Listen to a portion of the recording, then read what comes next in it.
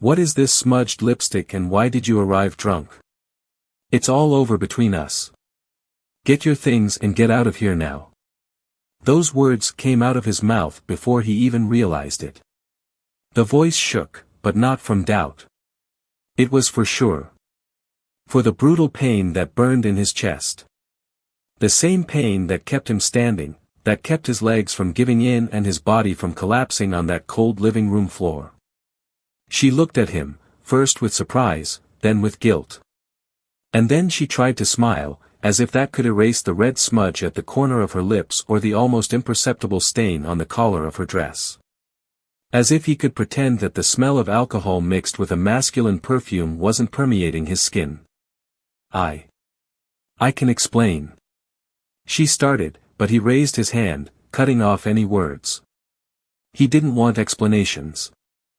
I didn't need an apology. I couldn't bear to hear another lie. All he saw was the portrait of a woman he swore he knew, but who, at that moment, seemed like a stranger with whom he had shared his life for years. A stranger who had just destroyed everything. She staggered back, trying to keep her balance. He felt a mixture of anger and contempt. He wanted to scream, he wanted to throw her out of there immediately, but something inside him asked for calm. Not because he wanted to forgive her, but because he needed to understand. I needed to know every detail. Who? Where? Why? And, more importantly, since when? Were you with him? Was it today or did this story come from before? Her silence answered more than any words. His hands balled into fists. The lump in his throat tightened. She took a step towards him, but he backed away. Don't come any closer. I don't want you near me. I made a mistake, I know, but it's not what you think. Isn't that what I'm thinking? Do you want me to believe that this, he pointed to her face, to her smudged lipstick, to her wobbly posture, is a misunderstanding? It was a mistake. I drank too much and, don't you dare say it was just a mistake. This was not a slip. That was a choice. She was silent. Guilt written all over his face. Late regret in the eyes. But repentance was not enough. Repentance would not fix the betrayal. Get your things. Leave now. Please, listen to me, now. The scream echoed through the room, and she finally moved, but not to leave. Instead, she threw her bag on the couch and fell to her knees, crying. He observed that scene and felt a mixture of anger and pity. How could she beg for understanding after destroying him like that? How did he have the courage to ask to stay after everything they had built together collapsed? I was unhappy. I felt invisible. I've always been here. I have always been loyal to you. I always did everything to make you happy, and yet you betrayed me. I didn't want it to be like this. But it was. You chose this. And now he has to deal with the consequences. He turned his back and left the room. I needed to breathe. He needed a moment away from her, away from that confusion of feelings. But what he didn't expect was that, when he returned, he would find a cell phone forgotten on the couch. And on that cell phone, a message. I hope you enjoyed last night. I can't wait to do it again. His eyes darted across the screen. The contact name was saved as work. But it wasn't work.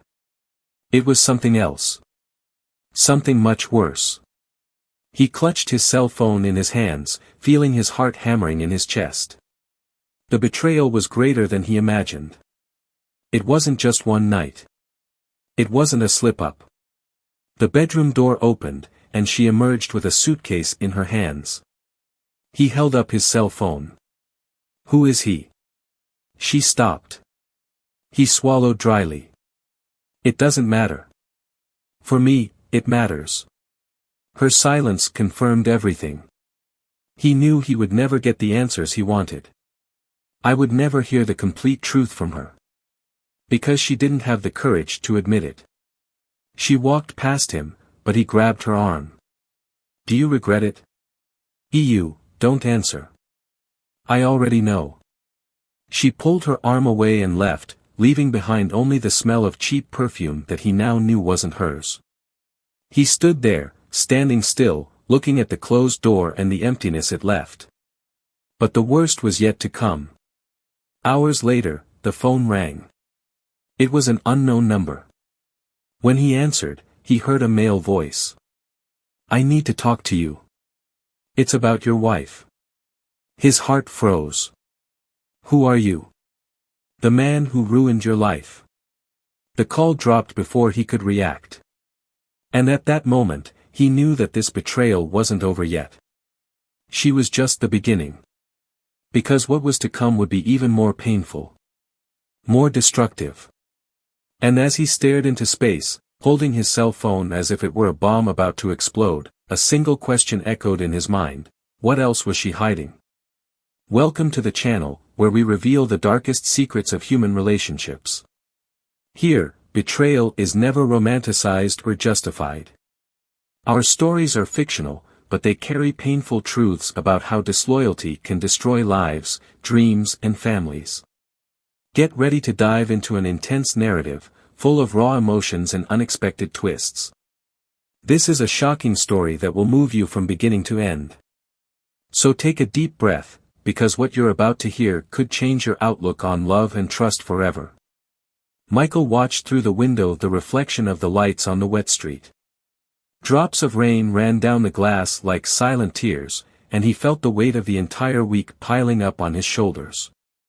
It was late, and the house was silent except for the ticking of the clock on the kitchen wall. He ran his fingers through his hair, trying to shake off the nagging feeling of restlessness that had accompanied him for days. Sitting on the couch, memories of how it all started invaded his mind. He remembered meeting Emily, almost 7 years ago, in a crowded coffee shop. She was wearing a light blue dress and holding a book with worn pages, as if she had already read that same copy dozens of times. Her shy smile when accepting his invitation for coffee was still vivid in the memory, as was the feeling of butterflies in her stomach when she said yes to their first date. Emily had a way of lighting up any room, with her soft laugh and bright gaze that seemed to see beyond appearances. She was delicate, but at the same time determined. Michael has always admired your ability to turn little things into special moments. In the early years, they shared everything, from their deepest fears to their most ambitious dreams. Emily was passionate about art and spent hours creating paintings and drawings that filled the house with color and life. Michael, on the other hand, was more practical and organized, a dedicated accountant who liked numbers and predictability. Their differences were never a problem. On the contrary, they seemed to complete each other in an almost magical way. The house they chose together wasn't big, but it had personality. It was the kind of place where you could feel the warmth of home, with walls decorated with paintings painted by Emily and furniture carefully chosen by Michael. He made sure to keep everything spotless, while she enjoyed little touches of creative clutter. Their routines were simple and cozy. Dinners accompanied by wine and candles, conversations that lasted until late, and spontaneous trips to nearby cities were part of the life they built. But lately, something felt different. Emily had started coming home late from work. The excuses were always plausible: meetings, important projects, colleagues needing help, and Michael tried not to let insecurity take over. He trusted her, or at least he thought he did. Still, there were times when I would pick up my cell phone to send a message and hesitate, feeling like maybe I was being invasive. The distance between them was not explicit, but it was present in the small details. Romantic dinners became rare, conversations became shorter, and nights together lost the passion they once had. Emily, in turn, also felt the change, but seemed unable to face it. At work, she stood out, earning praise from her colleagues and recognition from her bosses. It made her feel alive in a way she no longer felt at home. Although she still loved Michael, there were times when she wondered if they were destined to stay together or if they had just settled into the idea of a perfect marriage. When I got home, often tired, I would find Michael on the couch, watching the same series or reading the news on his cell phone. He seemed distant, and she didn't know how to get closer again. That night, Michael had prepared dinner. Nothing too elaborate, just pasta with homemade sauce and wine. Emily arrived late, as had become customary, but tried to smile when she saw him at the table. He stood up to kiss her, but she turned her face slightly, causing the kiss to land on her cheek. He masked his discomfort by pulling out the chair for her. She commented on the work, the changes in the office and the new advertising campaign that had been a success. He listened, pretending to be more interested than he really was, while wondering if she would notice if he mentioned he had made reservations for a weekend at the beach. Emily smiled politely, but her mind was elsewhere. After dinner, Emily went to the shower while Michael washed the dishes. He looked at the dishes, feeling a growing uneasiness, as if something was out of place. When she came back, he tried to pull her to dance in the middle of the room, like they used to do. She laughed but declined, saying she was tired. He watched her climb the stairs and felt an emptiness tighten in his chest. In the bedroom, Emily looked at her cell phone several times before finally putting it on the bedside table. She took a deep breath, as if trying to muster the courage to say something, but when Michael climbed in and lay down next to her, all she could do was say goodnight. Over the next few days, Michael tried to ignore the signs. He tried to convince himself that he was exaggerating, that maybe it was just the stress of work and routine wearing down his marriage. But the smell of different perfumes on her clothes and the too quick glances at her cell phone began to erode her confidence. He hated feeling like this, like he was spying on someone who was supposed to be his safe haven. Emily, on the other hand, felt trapped between guilt and desire for something even she couldn't define. She knew she loved Michael, but she also knew that something inside her had changed. The routine suffocated her, and the nights alone in the office awakened feelings that she tried to repress. Michael decided to organize a surprise. He bought flowers and planned a special dinner, trying to rekindle the flame that seemed to be slowly going out. When she arrived home that night, he was waiting with the table set, candles lit, and the wine they had drunk the night they got engaged. Emily was surprised, but the expression on her face was confused. During dinner, he tried to start conversations about the future, about trips they could take, about plans to renovate the house. She responded mechanically, and the distance between the two became even more evident. He held her hand and said he missed her, the way they used to laugh together, the way she made him feel alive. She smiled, but her eyes were teary. After that night, Michael started paying more attention. The times, the details, the signs. Something inside him told him there was more to the story than Emily was willing to admit. But he wasn't ready to face the truth. Not yet. And as the days passed, the tension grew. Emily became more and more distant, and Michael felt like he was losing control. Until, one night, everything changed. And nothing would ever be the same again. Michael felt the weight of silence that night. Dinner was untouched on the table, the candles had already melted into forgotten puddles of wax, and Emily still hadn't arrived. He looked at the clock repeatedly, trying to ignore the knot in his stomach that tightened with each passing minute. He took out his cell phone, typed her name and hesitated before pressing the call button. He took a deep breath, as if he needed to prepare himself for what was coming, but the cold, impersonal sound of voicemail hit him before he could even say anything. He put the phone back on the table and ran his hands over his face in frustration. He tried to convince himself that she was just busy, that something had come up at work, that he was overreacting, but the nagging feeling that something was wrong grew like an inescapable shadow. The smell of the wine he had opened hung in the air. He got up and started walking around the house, his footsteps echoing on the wooden floor.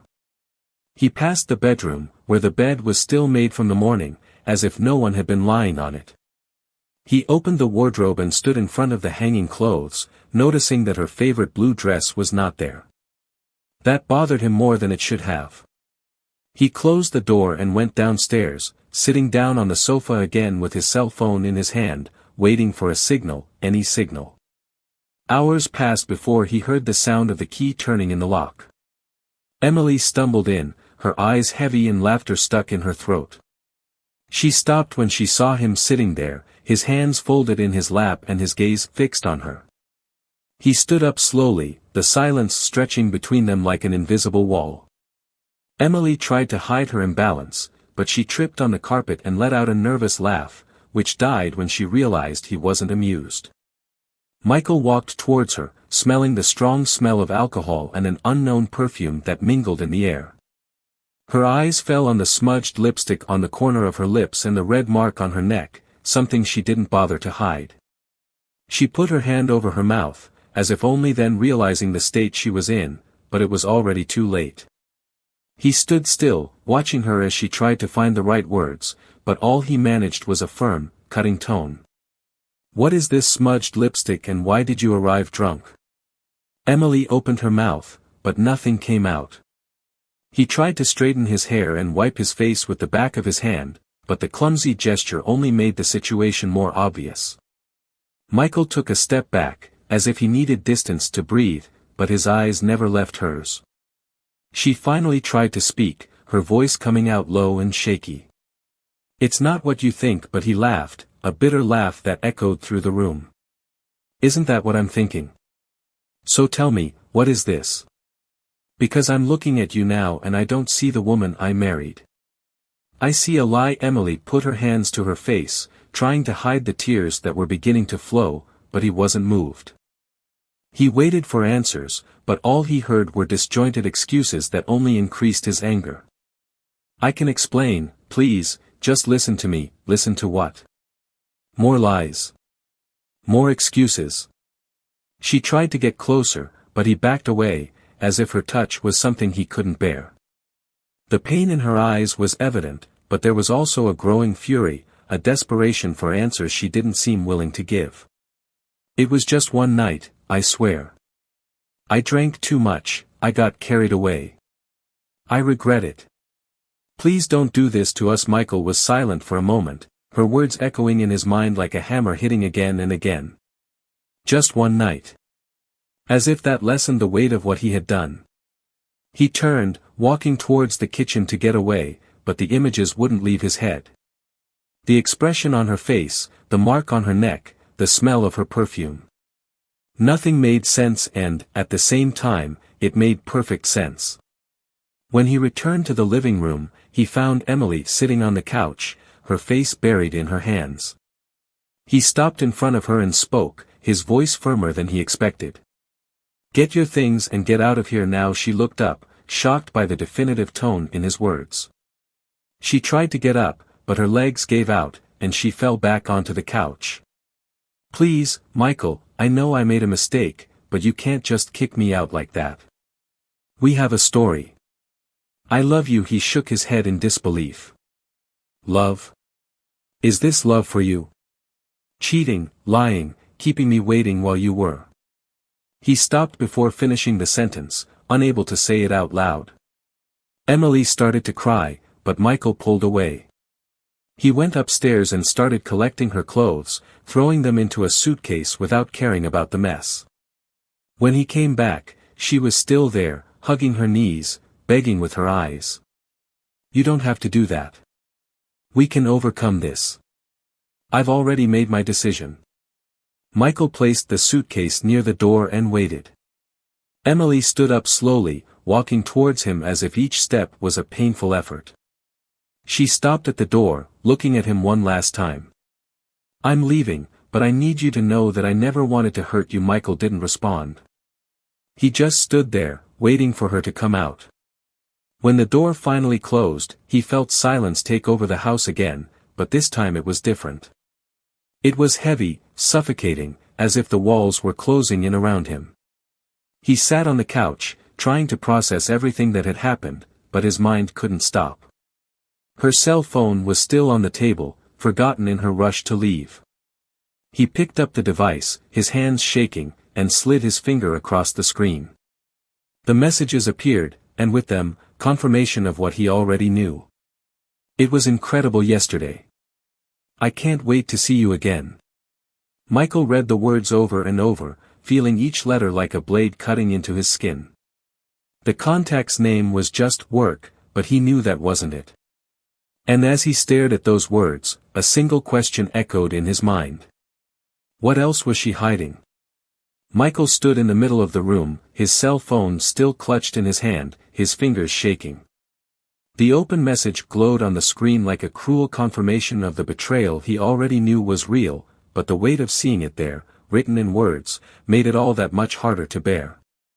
He ran his hand over his face, feeling cold sweat run down his forehead. The lump in his throat tightened, and he had to swallow hard to keep from giving in to the urge to scream. His mind was spinning, trying to put the pieces together, trying to understand how this had happened, how Emily had been able to destroy everything they had built together. The cell phone vibrated in his hand, pulling him out of his thoughts. The name, work, appeared on the screen again, and before he could think, he answered. The silence on the other side lasted only a few seconds, but to Michael it felt like an eternity. Then, a male voice echoed. I need to talk to you. Michael froze, recognizing the voice immediately. It was cold, calculated, but there was something more there, a hidden tension behind the words. He closed his eyes for a moment before responding, feeling his stomach drop. Who are you? Heavy breathing on the other side made Michael grip his cell phone tighter. Someone who thinks you need to know the truth. Michael felt his heart race. He wanted to scream, demand answers, but he forced himself to remain calm. What truth? The pause that came after was too long, as if the man was trying to find the right words. She didn't tell you anything, did she? About us. About how it started. Michael closed his eyes, trying to control the anger building inside him. I already know about you. I already know enough. No, you don't know. She wasn't even honest with me. And I think you need to hear what really happened. Michael felt his chest tighten. Every word felt like a blow, but he needed to hear it. I needed to know. Then speak. Emily wasn't just looking for something new. She was running away. From you. Of the life you built. And I was stupid enough to believe her. Michael sat on the couch, the weight of the words pressing him against the upholstery. Running away from what? The man's voice became more tense. She told me you controlled everything. That made her feel suffocated. I believed it. But then I realized she was just trying to justify what she was doing. Michael closed his eyes, feeling the words pierce every corner of his mind. And what do you want from me now? The man took a deep breath before responding. I want you to know that I broke up with her. She tried to use me, just like she used you. But there's one more thing. Something I thought you needed to find out before it's too late. Michael was silent, waiting. She didn't leave the company alone that night. I wasn't the only one. The words echoed like thunder. Michael felt the blood leave his face. What are you saying? The man's breathing became heavier. She was using me to cover for someone else. She didn't expect me to find out, but I saw it. I saw her leaving with him, after he left there with me. I followed her. And when I realized what was happening, I knew I had to tell you. Michael stood, feeling his heart beat against his chest as if it were going to explode. Who is he? The voice on the other end hesitated. Someone you know. Someone who was closer than you imagined. Michael felt his hands shake. He didn't want to believe it, but the man's voice continued. Her boss. They were together before me. She used my interest to hide what was really going on between the two of them.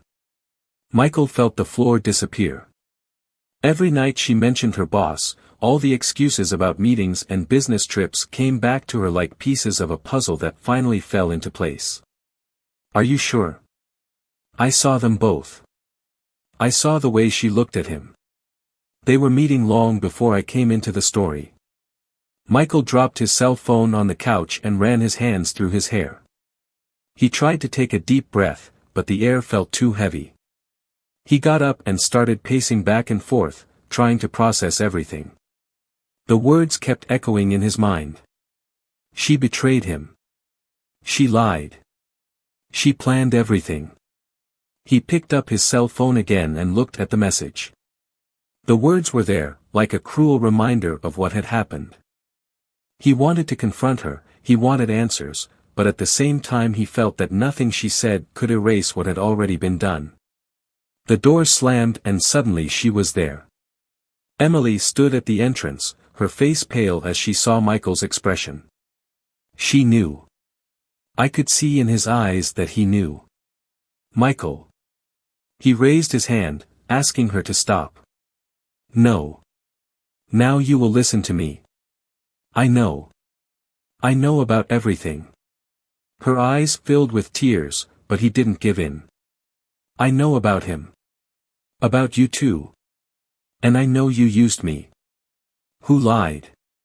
She tried to get closer, but he took a step back.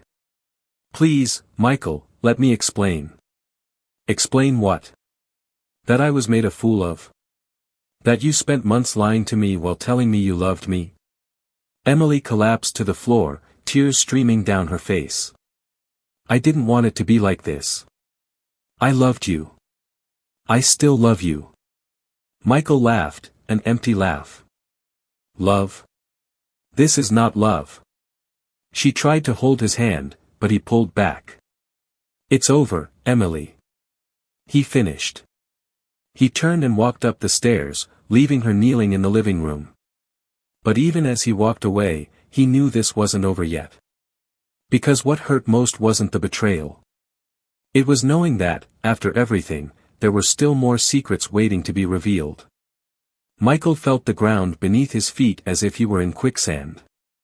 Emily's words still echoed in his head as he walked out of the house. The cold night air bit his skin, but he barely felt it. All he could think about was how he had allowed this to happen under his nose. He stopped in the middle of the sidewalk, his eyes staring into space, as the echo of their last conversation rotated through his mind like an endless cycle. Emily had run after him, but Michael didn't stop. He continued forward until he reached the car parked at the entrance. He placed his hands on the hood and took a deep breath, trying to regain control. He heard her footsteps approaching, but he didn't turn around. Michael, listen to me, please, let me really explain. He closed his eyes, wishing those words would disappear, but they didn't. Explain what? I've heard everything I needed to hear. I know enough to not want any of this anymore. You don't know everything. I tried to protect you. He turned quickly, his eyes burning with anger. Protect? Is that what you call protecting? Use me, deceive me, turn me into someone who doesn't even know who the woman sleeping next to him is? She took a step back, but didn't give up. I was scared. I didn't know how to get out of this situation. Michael laughed, but it was a bitter sound, without any humor. Fear. Afraid of what? What would I do? 'Cause honestly, I'm starting to think you never really knew me. It's not that. It wasn't about you. It was about me, about how I felt. I got lost, Michael. I got stuck in something I didn't know how to stop. He shook his head in disbelief.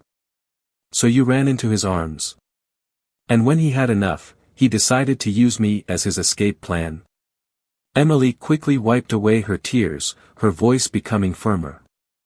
It's not just that. You don't understand, but I needed to feel alive again. I needed something that made me feel like I still had control over my life. Michael took a step back, as if her words were a physical blow. Control.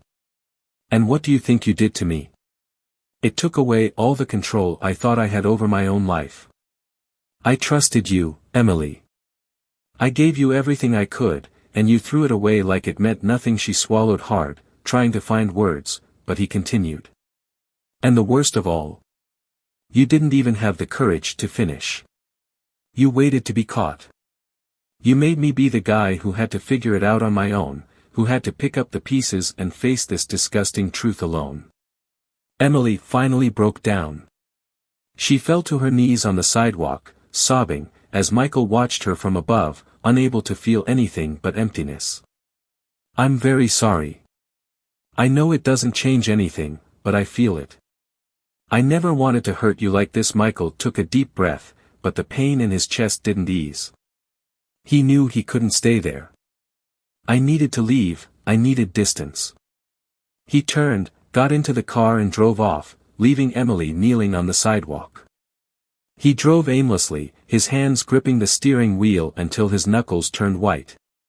The streets blurred around her, but her mind remained stuck on the images of her walking home that night, with her lipstick smudged and the scent of another man permeating her. He stopped the car in an empty parking lot, rested his head on the steering wheel and closed his eyes, trying to find a way to move forward. His cell phone vibrated in the passenger seat. It was Emily. He ignored the call, but the messages started arriving one after another. Finally, he picked up the device and opened the first message. You need to go home. I need to tell you the truth. All. Please give me this chance. He almost threw the cell phone away, but something stopped him. Her words sounded different this time. There was something desperate, something that made him uneasy. Against his better judgment, he started the car and drove home. When he arrived, he found Emily sitting on the couch, her eyes red and swollen. She stood up as soon as he entered, but kept her distance. I know you don't want to hear me, but please, just give me this chance. I need to tell you everything because you deserve to know. Michael crossed his arms and stood, facing her. Speak soon. Emily took a deep breath and began. I met him long before you found out. And I know you think I was just weak, that I did it because I wanted something different, but it wasn't just that. He knew things about me. Things I wanted to hide. And he used it against me. Michael frowned, confused. What? What did he know? She ran her hands over her face, trying to find the words. I made a mistake at work. A big mistake. Something that could have destroyed my career. I changed reports, manipulated numbers, and he found out. He threatened to tell the board if I didn't cooperate with what he wanted. At first, it was just about the work, about doing what he asked, but then it became something more. Michael was silent, trying to process. Are you saying he blackmailed you? She nodded, tears flowing again. I tried to get out of it. I swear I tried, but every time I tried, he would pull me back. And then I met you, and you were the only thing that made me feel safe. I wanted to tell you, but I was so afraid of losing you. Michael felt a mixture of anger and compassion. Why didn't you tell me before? Why did you let it get this far? Because I knew that if you found out, everything we had would be gone. And I didn't want to lose you. He ran his hands through his hair, feeling the confusion growing. And the other man? The guy you went out with that night? Emily lowered her head. He was a distraction. A way to escape the situation for a moment. But I knew that wasn't going to solve anything. Michael felt his chest tighten. So you destroyed everything out of fear. For not knowing how to deal with the situation. She nodded, unable to look him in the eye. Michael felt the weight of the truth finally fall upon him.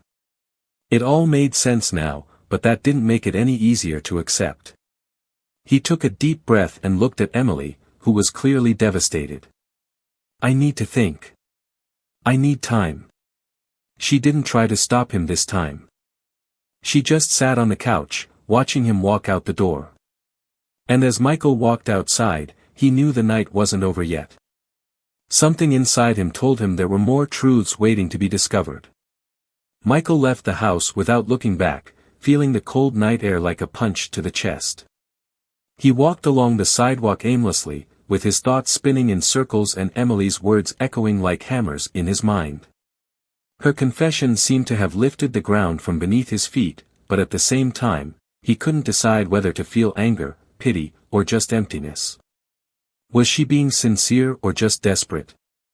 Was he trying to repair the damage or just save his own skin? These questions plagued him at every turn, making it impossible to think clearly.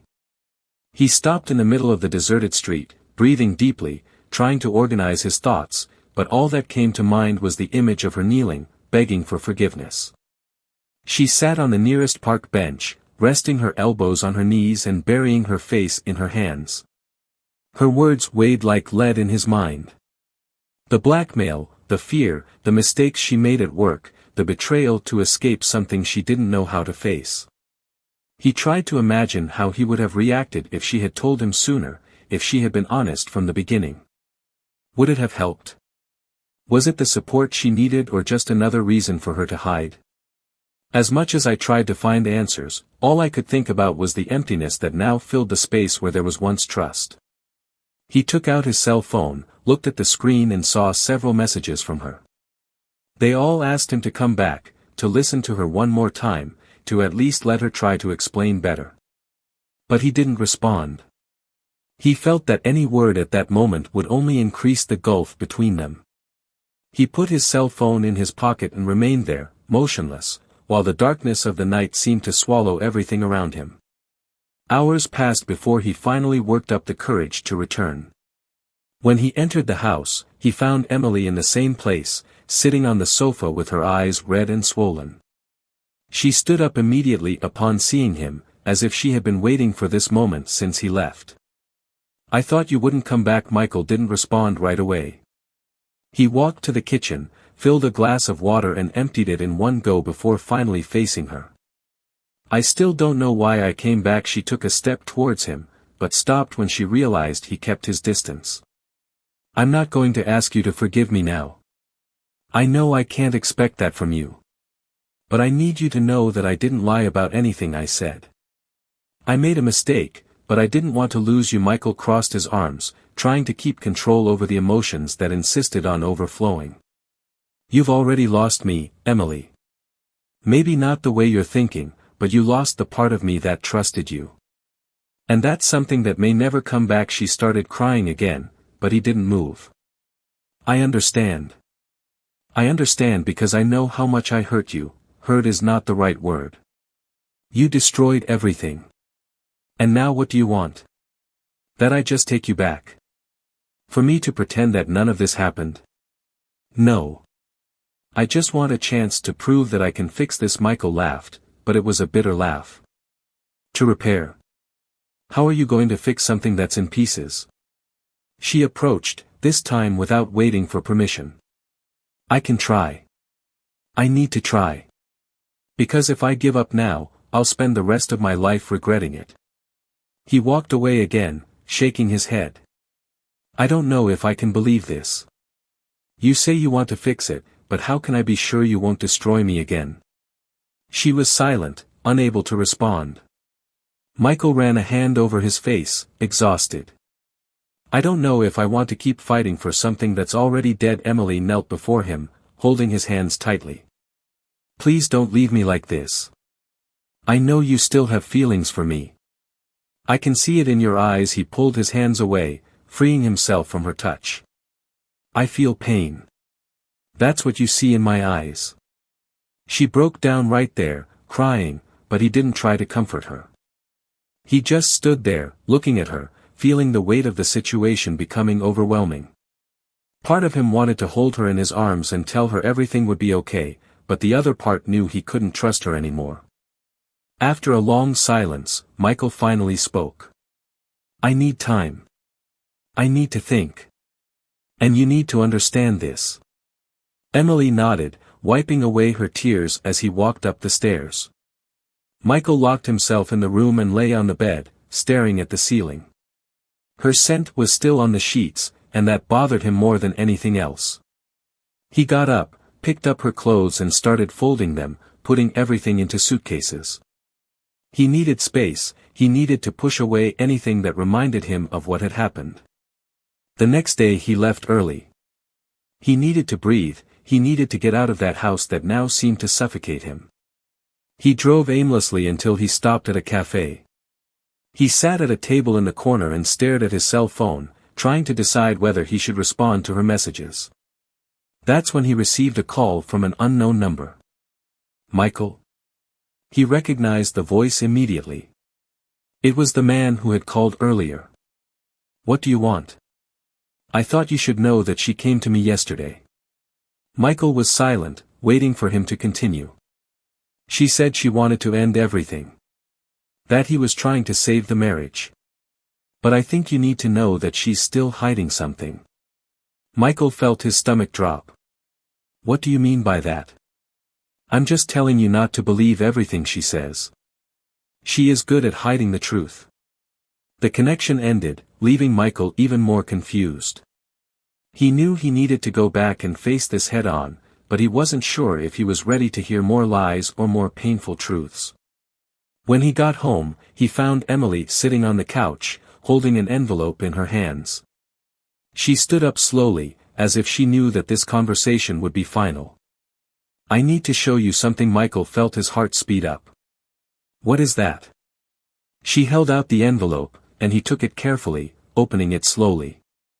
What he found inside made the blood run cold in his veins. He looked at her, unable to speak. Emily lowered her head, waiting for his reaction.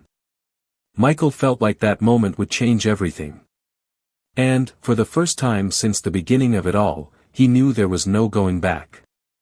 Michael held the envelope tightly, but his hands were shaking. He pulled the papers out slowly, as if the contents might explode in his hands. As his eyes began to scan the lines, he felt the world around him shrink. Emily still stood before him, eyes downcast, unable to look at him as he absorbed the truth that was finally being exposed. The document in her hands was a resignation contract, signed by her, dated weeks ago. There were also copies of emails exchanged between her and her boss, messages loaded with subtext and manipulation. Between the technical words about reports and deadlines, Michael could read what was really going on: veiled threats, promises of protection in exchange for favors, and an unhealthy pattern of power and control. He threw the papers on the table and looked at Emily, who finally looked up, revealing a mix of fear and hope. She tried to speak, but he interrupted her, his voice cold and sharp. All this time, you let him control you? Did you let this destroy us? Emily stepped forward, trying to explain herself. I tried to stop, I tried to get away, but he always came back. He knew what I had done with the reports. He threatened to destroy me. And when I thought I was finally free, when you found out. I didn't know how to tell you. Michael shook his head, unable to accept the apology. And the other one? The guy in the message? Was it just another distraction or part of the game? She hesitated, but replied quietly. It was just a way of forgetting. I wanted to feel desired, I wanted to feel in control for once.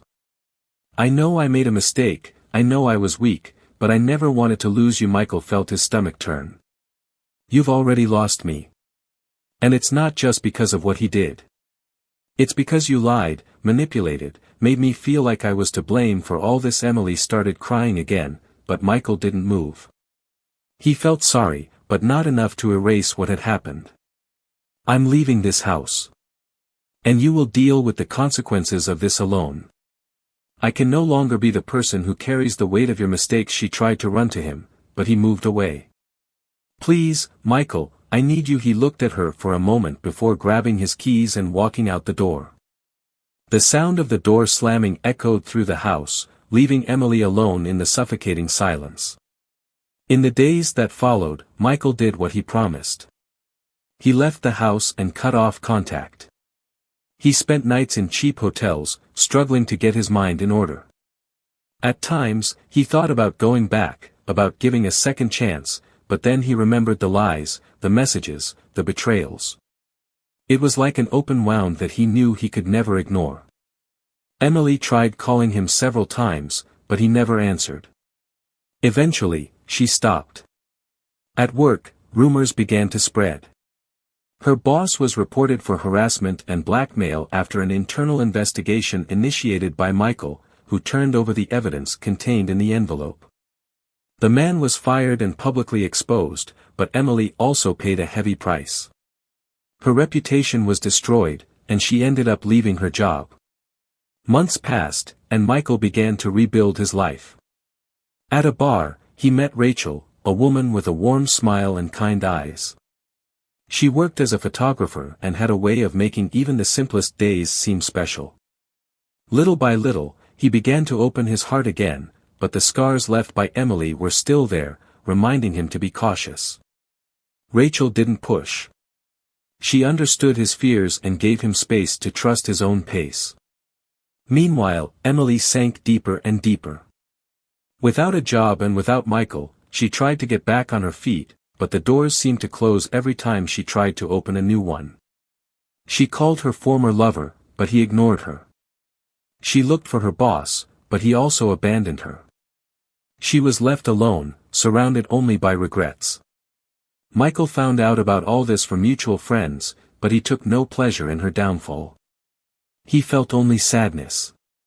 He knew that no matter how hard he tried to move on, he would always carry that story as part of who he was now. One late afternoon, Emily showed up at the cafe where he used to meet Rachel.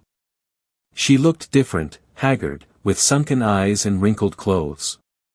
Michael felt his chest tighten when he saw her, but before he could say anything, Rachel arrived. Emily looked at the two of them for a moment, and then smiled, a sad, resigned smile.